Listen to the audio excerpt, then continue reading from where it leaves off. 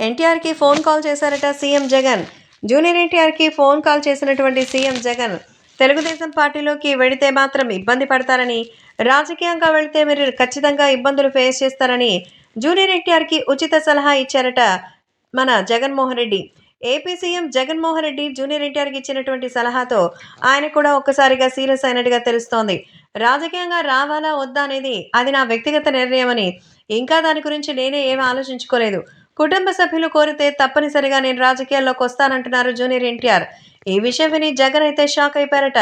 So మొత్తానికి ఎన్టీఆర్‌కి సంబంధించి రాజకీయంగా మంచి పలుకుబడి ఉన్నట్టుగా టాక్ వినపడుతోంది. అలాగే సర్వే రిపోర్ట్‌ల ప్రకారం జూనియర్ ఎన్టీఆర్‌కి కూడా అద్భుతమైనటువంటి ఓటింగ్ పర్సెంటేజ్ ఉందని, జూనియర్ ఎన్టీఆర్ అభిమానులు కూడా తెలుగుదేశం ఓట్లు వేస్తే అది రాజకీయంగా సంచలనంగా మారుతుందని మరి తెలుసుకున్నటువంటి జగన్ అన్నీ మర్చిపోయి స్వయంగా ఫోన్ చేసి ఆయన ఎన్నికల నుంచి తప్పుకోమని చెప్పడానికే మరి భారీ ఆఫర్ చేసినట్టుగా తెలుస్తోంది. కానీ వాటన్నిటిని తృణప్రాయంగా పక్కన పెట్టేశారు మన మన జూనియర్ ఎన్టీఆర్.